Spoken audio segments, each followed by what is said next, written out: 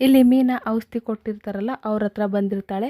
ಆಗ ಅವರು ಏನು ಮೀನಾ ಅಂತ ಕೇಳ್ತಾರೆ. ಅಕ್ಕ, ಒಂದು ದೊಡ್ಡ ಎಡವಟ್ಟು ಆಗಿಬಿಟ್ಟಿದೆ ಅಕ್ಕ.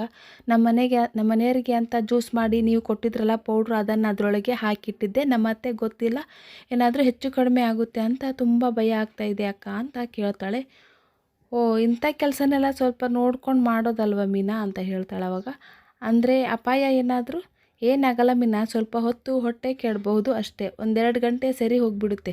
ಸ್ವಲ್ಪ ಹಣ್ಣುಗಳು, ತರಕಾರಿಗಳು ಮತ್ತು ಹೊಟ್ಟೆಯಲ್ಲಿ ಆ ಥರ ಹಿಂಸೆ ಆಗ್ತಾ ಇದ್ದರೆ ಸರಿ ಹೋಗುತ್ತೆ ಅಂತ ಹೇಳ್ತಾರೆ. ಅಷ್ಟೇ ಅಲ್ವಾ ಅಂತ ಹೇಳಿ ಮೀನಾ ಅಲ್ಲಿಂದ ಮನೆಗೆ ಹೊರಡ್ತಾಳೆ. ಇಲ್ಲಿ ಸೂರ್ಯ ಡಾಕ್ಟರ್ನ ಕರ್ಕೊಂಡು ಬಂದು ಶಾಂತಿನ ತೋರಿಸ್ತಾ ಇರ್ತಾರೆ.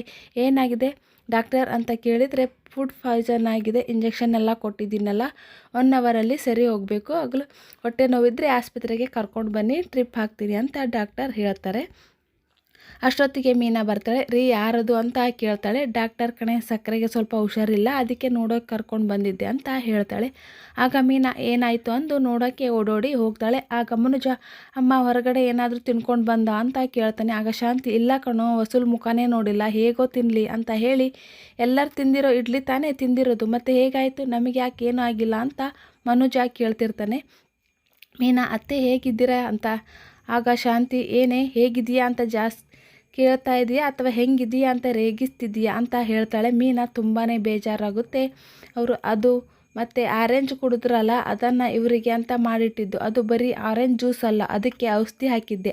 ಆಗ ಶಾಂತಿ, ಅಯ್ಯೋ, ನನ್ನನ್ನು ಕೊಲ್ಲಕ್ಕೆ ಸುಪಾರಿ ತೊಗೊಂಡಿದ್ದೇನೆ, ಮನೆ ಹಾಳಿ ಅಂದ್ಕೊಂಡೆ, ಇವಳದೇ ಏನೋ ಕೈವಾಡ ಇದೆ ಅಂತ ಅಂದ್ಕೊಂಡೆ ಅಂತ ಶಾಂತಿ ಹೇಳ್ತಿದ್ರೆ, ಈ ಕಡೆ ರಂಗನಾಥ, ಸುಮ್ಮನೆ ಇರು, ಏನಾಯ್ತಮ್ಮ, ಸ್ವಲ್ಪ ಬಿಡಿಸಿ ಹೇಳು ಅಂತ ರಂಗನಾಥ್ ಅವರು ಮೀನನ್ನ ಕೇಳ್ತಾರೆ. ಆಗ ಮೀನಾ, ಅದು ಮಾವ, ಇವ್ರು ಕುಡಿಯೋದು ಬಿಡಲಿ ಅಂತ ಹೇಳಿ ಒಬ್ಬರ ಹತ್ರ ಔಷಧಿ ತೊಗೊಂಡು ಬಂದು ಅದರಲ್ಲಿ ಮಿಕ್ಸ್ ಮಾಡಿದ್ದೆ ಅಂತ ಹೇಳ್ತಾಳೆ. ಆಗ ಮನೋಜ ಮೀನನ್ಗೆ ಬೈತಾ ಇರ್ತಾನೆ. ಮೀನಾ, ನೀನು ಹೋಗ್ತಾಯಿ ಅಂತ ಹೇಳಿಬಿಟ್ಟು ಮೀನನ್ನು ಅಲ್ಲಿಂದ ಕಳಿಸ್ತಾರೆ. ಈ ಕಡೆ ಸೂರ್ಯ ಹೊರಗೆ ಬಂದು ಕೂತ್ಕೊಂಡು ಯೋಚನೆ ಮಾಡ್ತಾ ಇರ್ತಾನೆ. ಅಷ್ಟರಲ್ಲಿ ಮೀನಾ ಅಲ್ಲಿಗೆ ಬರ್ತಾಳೆ. ಕೆಲಸ ಕಾರ್ಯ ಇಲ್ಲದೆ ಗಾಡಿನ ತಗೊಂಡು ಹೋಗಿ ಮಾರಿ ಅದರಲ್ಲಿ ಬಂದಿರೋ ದುಡ್ಡನ್ನು ಚೆನ್ನಾಗಿ ಕುಡ್ಕೊಂಡು ಇರ್ತಾರಲ್ಲ, ಆ ಥರ ನೋಡ್ತಾ ಇದ್ದಾರೆ ಮನೆಯವರೆಲ್ಲ. ಹೊರಗಡೆ ಜಂಜಾಟ, ಒಳಗಡೆ ತೊಳಲಾಟ. ಹೆತ್ತ ತಾಯಿಗೂ ನನ್ನ ಕಂಡ್ರೆ ಆಗ್ತಾ ಇರಲಿಲ್ಲ, ವಿದ್ಯೆ ತಲೆ ಹೋಗ್ತಾ ಇರಲಿಲ್ಲ. ರಾತ್ರಿಗಳು ಬರುವುದಕ್ಕೆ ಅಂತ ಕಾರಣ ಇಲ್ಲದೆ ರಾತ್ರಿ ಹೊತ್ತು ಕುಡ್ತಾ ಇದ್ದೆ ನಾನು. ಆಗ ಮೀನಾ, ಪ್ರತಿ ಕುಡಿಕನಿಗೂ ಇಂಥದ್ದೊಂದು ಕಾರಣ ಇರುತ್ತೆ ಅಂತ ಹೇಳ್ತಾಳೆ. ಆದರೆ ಕೆಲಸ ಮಾಡೋ ಹೊತ್ತಲ್ಲಿ ನನ್ನ ಬೆನ್ನಿಂದೆ 4 ಜನ ನನ್ನ ನಂಬಿ ಕೂತಿರ್ತಾರೆ. ಅಂದರೆ ಮೋಸ ಮಾಡುವಂಥ ವ್ಯಕ್ತಿ ಅಲ್ಲ ಕಣೆ ನಾನು, ಕುಡಿಯುವಂಥ ವ್ಯಕ್ತಿ ಅಲ್ಲ ಕಣೆ ನಾನು, ಅದು ನನ್ನ ನಿಯತ್ತು. ಇವಾಗಲೂ ಹೇಳ್ತಾ ಇದ್ದೀನಿ, ಕೇಳಿಸ್ಕೊ. ನಮ್ಮ ಅಪ್ಪನ ಆಣೆಗೂ ನಾನು ನಿನ್ನೆ ಕುಡ್ದಿರಲಿಲ್ಲ.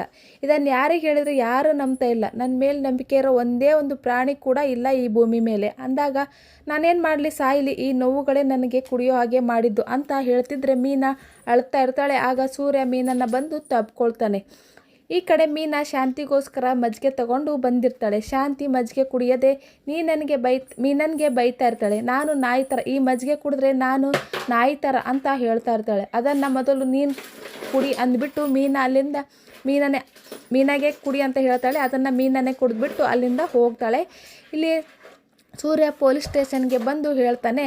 ಆಗ ಪೊಲೀಸು, ನೀನೆಲ್ಲೋ ನೋಡಿದಾಗಿದೆ ಅಲ್ಲ, ಇವನ್ನ ಸಿಟಿಲಿ ಯಾಕೆ ಹೇಳಿದ್ರು ಇವಂದೇ ಮಾತು, ಡ್ರಿಂಕ್ ಆ್ಯಂಡ್ ಡ್ರೈವ್ ಕೂಡ, ನೀನು ಕುಡ್ದು ಕಾರ್ ಓಡಿಸೋದಲ್ವಾ.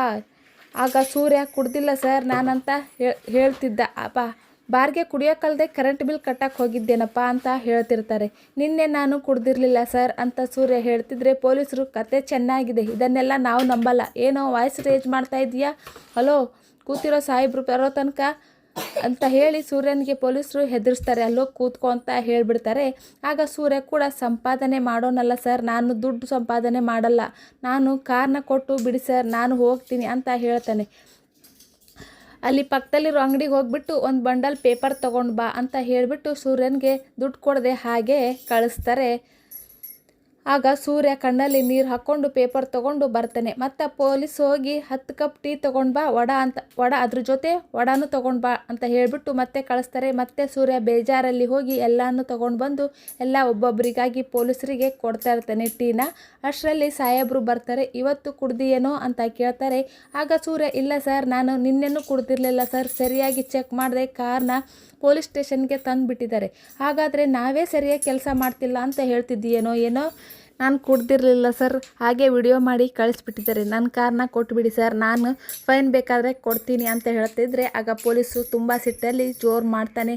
ಕುಡ್ದಿಲ್ಲ ಅಂತ ಹೇಳ್ತೀಯಾ, ಮತ್ತು ಫೈನ್ ಹೇಗೆ ಕಟ್ತೀಯ? ಕುಡ್ದಿಲ್ಲ, ಯಾರು ನಂಬ್ತಾ ಇಲ್ಲ ಸರ್. ನನ್ನ ಜೀವನಕ್ಕೆ ಆಧಾರ ಅಂತ ಇರೋದು ಅದೊಂದು ಕಾರು ಒಂದೇ ಸರ್. ದಯವಿಟ್ಟು ಸರ್ ಅದನ್ನು ಕೊಟ್ಟುಬಿಡಿ ಸರ್. ಅದನ್ನು ಕೊಟ್ಟರು ನಿನ್ನ ಆಟದ ಸಾಮಾನು ಥರ ಇಟ್ಕೋಬೇಕಷ್ಟೇ. ನಿನ್ನ ಲೈಸೆನ್ಸ ಕ್ಯಾನ್ಸಲ್ ಮಾಡಬೇಕು ಅಂತ ಆರ್ಡರ್ ಆಗಿದೆ ಅಂತ ಹೇಳ್ತಿದ್ರೆ ಸೂರ್ಯ ತುಂಬಾ ಬೇಜಾರು ಮಾಡಿಕೊಂಡು ಕಣ್ಣಲ್ಲಿ ನೀರು ತಂದ್ಕೊಂಡಿರ್ತಾನೆ. ಸರ್ ಪ್ಲೀಸ್ ಸರ್, ಹಾಗೆಲ್ಲ ಮಾಡಬೇಡಿ. ಕಾರ್ ಓಡಿಸೋದು ಬಿಟ್ಟರೆ ಬೇರೇನು ಗೊತ್ತಿಲ್ಲ ನನಗೆ.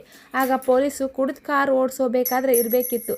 ನೀನು ಕೋರ್ಟಿಗೆ ಹೋಗಿ ಕಾರ್ನ ಬಿಡಿಸ್ಕೊ ಅಂತ ಹೇಳ್ತಾರೆ. ಪ್ಲೀಸ್ ಸರ್, ಕಾರ್ನ ನಾನು ಕೊಟ್ಬಿಡಿ ಸರ್, ಅದೊಂದೇ ಇರೋದು, ಜೀವನನೇ ಹೋಗಿಬಿಡುತ್ತೆ ಸರ್, ಅದೊಂದು ಕಾರ್ ಇಲ್ಲಿದ್ರೆ ಅಂತ ಹೇಳ್ತಿರ್ತಾನೆ. ಸೂರ್ಯ ಹೇಳಿದರೆ ಪೊಲೀಸ್ ಜೋರು ಮಾಡಿ ಕಳಿಸ್ರಿ ಅವನ್ನ. ಒಂದು ಸಾರಿ ಹೇಳೋದು ಕೇಳಿಸ್ತಾ ಇಲ್ವಾ? ಕೇಸು ಕೋರ್ಟಿಗೆ ಹೋಗಿದೆ, ಕಾರ್ನ ಅಲ್ಲೇ ಹೋಗಿ ಬಿಡಿಸ್ಕೊ ಅಂತ ಹೇಳ್ತಾರೆ. ಸೂರ್ಯ ಬೇಜಾರಿಂದ ಅಲ್ಲಿಂದ ಹೋಗ್ತಾನೆ. ಈ ಕಡೆ ಮೀನಾ ಬಾರ್ ಹತ್ರ ಬಂದಿರ್ತಾಳೆ. ಅಲ್ಲಿದ್ದವರೆಲ್ಲ ಏನು ಗುರು, ಹೆಣ್ಮಕ್ಳೆಲ್ಲ ಬಾರಿಗೆ ಬರೋ ಹಾಗೆ ಆಗಿಬಿಟ್ಟಿದೆ, ಕಾಲ ಕೆಟ್ಟೋಗಿದೆ. ಅಷ್ಟರಲ್ಲಿ ಒಬ್ಬ ಬಂದು ಒಳ್ಳೆ ಕಂಟೆಂಟ್ ಸಿಗುತ್ತೆ ಅಂತ ಮೀನಾ ಹತ್ರ ಬಂದು ವಿಡಿಯೋ ಮಾಡ್ಕೊಳ್ತಾ ಇರ್ತಾನೆ. ಆಗ ಮೀನಾ ಸ್ವಲ್ಪ ಹತ್ರ ಬರ್ತೀರಾ ಅಂತ ಕರೆದ್ಬಿಟ್ಟು ಕಪಾಳಕ್ಕೆ ಹೊಡಿತಾಳೆ. ಏನು ಎತ್ತ ಅಂತ ವಿಚಾರಿಸದೆ ಎಲ್ಲ ಕ್ಯಾಮ್ರಾದಲ್ಲಿ ರೆಕಾರ್ಡ್ ಮಾಡಿ ಹಾಕಿಬಿಡ್ತೀರಾ? ನಿಮ್ಮಂಥವ್ರು ಮಾಡಿರೋ ಕೆಲಸಕ್ಕೆ ಇವತ್ತು ನಾನು ಇಲ್ಲಿ ಬಂದು ನಿಂತಿರೋದು. ಆಗ ಅಲ್ಲಿದ್ದವನು, ಏನು ಮೇಡಮ್ ಹೇಳ್ತಾ ಇದ್ದೀರಾ? 3 ದಿನಕ್ಕಿಂತ ಮುಂಚೆ ನಮ್ಮ ಮನೆಯವರು ಕಸ್ಟಮರ್ನ ಡ್ರಾಪ್ ಮಾಡೋಕ್ಕೆ ಅಂತ ಇಲ್ಲಿ ಬಂದಿದ್ದರು. ಅವರು ಇಲ್ಲಿ ಇದ್ದರು ಅಂದ ಮಾತ್ರಕ್ಕೆ ಕುಡಿದು ಬಂದು ಕ್ಯಾಬ್ ಓಡಿಸಿ ಜನಗಳ ಪ್ರಾಣ ತೆಗಿತೀರಾ ಅಂತ ನಿಮ್ಮಂಥವರು ಸೋಷಿಯಲ್ ಮೀಡಿಯಾದಲ್ಲಿ ವಿಡಿಯೋ ಮಾಡಿ ಬಿಟ್ಟಿದ್ದಾನೆ. ಇದರಿಂದ ಇವತ್ತು ನಮ್ಮ ಜೀವನನೇ ಹಾಳಾಗಿ ಹೋಗಿದೆ. ನನ್ನ ಗಂಡ ಯಾವ ತಪ್ಪು ಮಾಡಿಲ್ಲ ಅನ್ನೋದನ್ನು ಪ್ರೂವ್ ಮಾಡೋಕ್ಕೆ ನಾನಿಲ್ಲಿ ಬಂದಿರೋದು. ಅದೇನು ಗೊತ್ತಿಲ್ಲದೆ ಹೇಳ್ಕೊಂಡು ವಿಡಿಯೋ ಮಾಡ್ತಿದ್ದೀರಾ? ಆಗ ಅವನು, 1 ನಿಮಿಷ ಮೇಡಮ್, ನಿಮ್ಮ ಹಸ್ಬೆಂಡ್ಗೆ ನ್ಯಾಯ ಕೊಡ್ಸೋಕ್ಕೆ ಯಾವ ರೀತಿ ಹೋರಾಡಬೇಕು ಅಂತ ಪ್ಲ್ಯಾನ್ ಮಾಡ್ಕೊಂಡಿದ್ದೀರಾ ಅಂತ ಹೇಳ್ತಿದ್ರೆ ಈ ಕಡೆ ಮೀನಾ, ಇದು ನಿಮಗೆ ಸರಿ ಅನಿಸುತ್ತಾ? ಏನೇ ಆದರೂ ಅದು ನಿಮ್ಮ ಅನುಕೂಲಕ್ಕೆ ತಕ್ಕಂತೆ ಬದಲಾಯಿಸ್ಕೊಳ್ತಿದ್ದೀರಲ್ಲ. ನಿಮ್ಮ ಹೆಲ್ಪ್ ಏನು ನನಗೆ ಬೇಕಾಗಿಲ್ಲ. ನಮ್ಮ ಜೀವನ ಯಾಕ್ರಿ ಕತ್ಲೆ ಪ್ರಪಂಚಕ್ಕೆ ತಳ್ತಿದ್ದೀರಾ? ನಿಮ್ಮ ಕೈಲಾದರೆ ದೊಡ್ಡ ವ್ಯಕ್ತಿನ ವಿಡಿಯೋ ಮಾಡಿ ತೋರಿಸ್ರಿ. ಇನ್ನು ಇಲ್ಲೇ ಇದ್ದರೆ ನಿಮ್ಮ ಬಂಡವಾಳನೆಲ್ಲ ನಾನು ವಿಡಿಯೋ ಮಾಡಬೇಕಾಗುತ್ತೆ. ಇಲ್ಲಿಂದ ಹೊರಟೋಗಿ ಅಂತ ಹೇಳ್ತಾಳೆ. ಆಗ ಅಲ್ಲಿದ್ದವನು ಸುಮ್ಮನೆ ಹೊರಟು ಹೋಗ್ತಾನೆ.